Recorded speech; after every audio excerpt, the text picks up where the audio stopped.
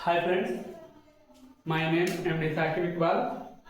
आज हम पढ़ेंगे 12th क्लास का first chapter Indian civilisation and culture, भारतीय सभ्यता और संस्कृति। यानी इस चैप्टर में हम भारत की सभ्यता और संस्कृति के बारे में पढ़ेंगे कि भारत की सभ्यता क्या है, उसकी संस्कृति क्या है, जो किनके द्वारा लिखा गया है, महात्मा गांधी के द्वारा लिखा गया है। इनकी सभ्यता के, भारत की सभ्यता के बारे में हम आज पढ़ने जा रहे हैं।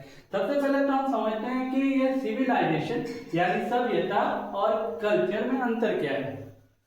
सभ्यता उसको कहते हैं जो हमारे भौतिक चीजों से जुड़ी हुई हो, जैसे कि रहन सहन, खान पीन, शहर, कला, संस्कृति। और जो संस्कृति है वो हमारे धार्मिक चीजों से जुड़ी होती है, धर्म से, रीति रिवाजों से, परंपराएं से, इन सब चीजों से कल्चर जुड़ा होता है। ये इनके राइटर है महात्मा गांधी।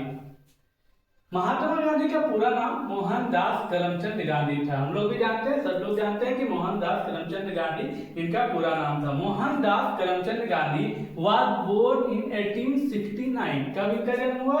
1869 में। एंड 1948 और डेथ कब हुआ? 1948 में। पॉपुलरली नोन एज बापू, और कह रहे हैं इनको हम लोग बापू के नाम से भी जानते हैं। इनको हम लोग किन नामों से जानते हैं? बापू के नामों से। और या फिर द फादर ऑफ नेशन, राष्ट्र पिता के नामों से भी हम जानते हैं। हम लोग सब जानते हैं कि महात्मा गांधी को हम लोग बापू भी कहते हैं, राष्ट्रपिता भी कहते हैं, है? आगे हम लोग देखते हैं, was more a spiritual leader than a politician। Politician का मतलब होता है राजनेता और स्पिरिचुअल लीडर का मतलब होता है आध्यात्मिक नेता। अब इसको समझो, was more a spiritual leader than a politician. एक राजनेता से ज्यादा ये आध्यात्मिक नेता थे। यानी कि राजनेता आज के डेट में मान लो कि राजनेता क्या है, जनता के लिए कम काम करता है और खुद के लिए ज्यादा काम करता है, लेकिन वो उस तरह के नेता नहीं थे। महात्मा गांधी उस तरह के नेता नहीं थे, वो आध्यात्मिक नेता थे, यानी लोगों से जुड़े हुए नेता थे, जमीनी नेता थे। लोगों के विचारों को समझते थे, लोगों के दुख तकलीफों को समझते थे, उस तरह के वो नेता थे, स्पिरिचुअल लीडर थे। He successfully, कह रहे उन्होंने सफलतापूर्वक यूज्ड, प्रयोग किया किन चीजों का? ट्रूथ, सच्चाई का, एंड और नॉन वायलेंस, अहिंसा का। यानी कि गांधी जी को लड़ाई झगड़ा पसंद नहीं थे, झूठ नहीं बोलते थे, तो इन्होंने सफलतापूर्वक सच्चाई और अहिंसा का प्रयोग किया एज द चीफ वेपन। किस रूप में? मुख्य हथियार के रूप में। अपने मुख्य हथियार का मुख्य हथियार कौन था? सच्चाई और अहिंसा। अगेन किसके खिलाफ? The British rule in India. अंग्रेज में, इंडिया में जो अंग्रेजों का शासन काल था, उस समय गांधी जी ने अंग्रेजों को भारत से भगाने के लिए, अंग्रेजों से भारत को आजाद कराने के लिए, ब्रिटिश रूल को यहां से हटाने के लिए क्या किए? मुख्य हथियार के रूप में किसका यूज किए? सच्चाई और नॉन वायलेंस यानी अहिंसा का। एंड और हेल्प्ड, मदद की है किन चीजों में? इंडिया गेन इंडिपेंडेंस, भारत को आजादी प्राप्त कराने में गांधी जी ने मदद की है। हम लोग भी जानते हैं गांधी जी बहुत ही हेल्प किए, बहुत ज्यादा मेहनत की है अंग्रेजों को भगाने के लिए। फ्रॉम 1950 टू 1948 यानी 1915 से लेकर 1948 तक ही कंप्लीटली डोमिनेटेड यानी पूर्ण रूप से हावी रहे। डोमिनेटेड का मतलब हावी रहना, यानी कि उस समय गांधी जी का बहुत ज्यादा नाम हो गया था। तो 1915 से लेकर के 1948 तक गांधी जी कंप्लीटली, पूर्णतः डोमिनेटेड रहे इंडियन पॉलिटिक्स। कहां? भारत की राजनीति में किनका वर्चस्व था? कौन हावी थे? महात्मा गांधी। 1915 से लेकर 1948 तक।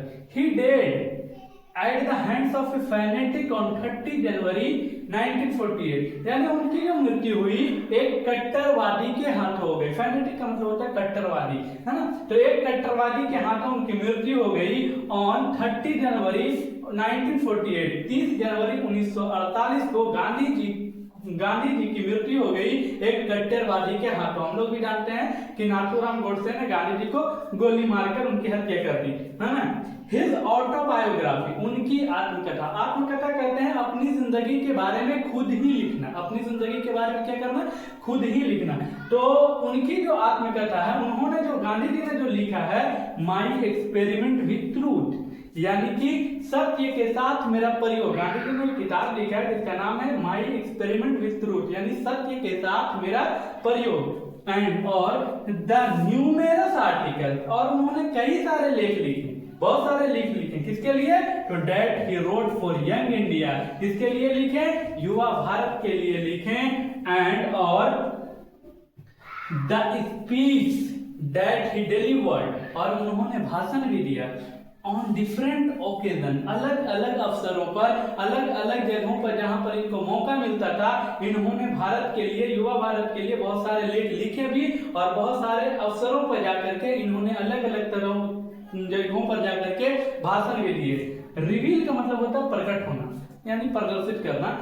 तो him not only as only original thinker, कह रहे हैं कि इन्होंने खुद को मूल विचारक के रूप में सिर्फ प्रकट नहीं किया। मूल विचारक का मतलब होता है कि जो एक इंसान की अच्छाइयां होती है, जो इंसान के प्रति सोचता है उनके बारे में, तो इन्होंने खुद को मूल विचारक के रूप में सिर्फ प्रकट नहीं किया, बल्कि also as a great master, इन्होंने खुद को एक महान गुरु ऑफ चेस्ट, यानी पवित्र मतलब एक महान पवित्र के गुरु के रूप में, आइडियोमेटिक इंग्लिश, इसको समझो कि मुहावरेदार अंग्रेजी के एक महान गुरु के रूप में ये उभर के आए। मतलब ये लाइन कह रहा है कि reveal him not only as only original thinker, यानी खुद को ये सिर्फ मूल विचारक के रूप में नहीं प्रकट किए, बल्कि अपने आप को अंग्रेजी, मुहावरेदार अंग्रेजी के रूप में, खुद को एक गुरु के रूप में, एक मास्टर के रूप में, महान मास्टर के रूप में भी प्रकट किया।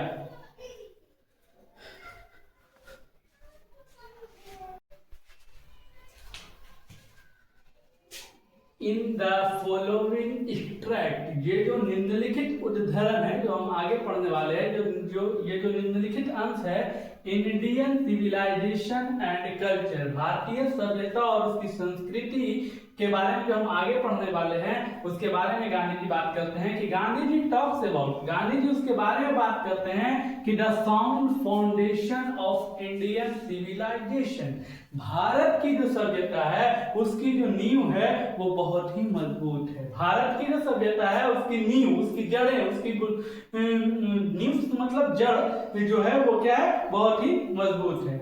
Which has successfully withstood the passage of time, जिसने सफलतापूर्वक समय का सामना किया है। वो भी कैसे समय का? पासेज ऑफ टाइम, गुजरते समय का। कितने समय आए, बहुत सालों से इंडिया है, बहुत सालों से इंडिया की संस्कृति है, सभ्यता है, और कितने वर्ष गुजर गए, लेकिन इंडिया तब भी वैसा ही था और आज भी वैसा ही है।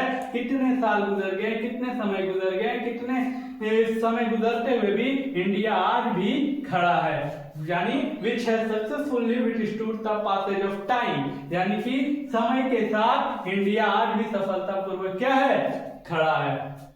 द वेस्टर्न सिविलाइजेशन, और पश्चिम सभ्यता की बात करें, पश्चिम सभ्यता यानी कि यूरोप की सभ्यता, पश्चिम सभ्यता यानी यूरोप की सभ्यता, और उसके बारे में गांधी जी कहते हैं कि द वेस्टर्न सिविलाइजेशन, जो पश्चिम सभ्यता है, विच हैज द टेंडेंसी, उसकी जो प्रवृत्ति है, उस टेंडेंसी का मतलब होता है प्रवृत्ति, उसकी जो प्रवृत्ति है टू प्रिविलेज, प्रिविलेज का मतलब होता है विशेष अधिकार, है ना, मेटेरियलिटी यानी कि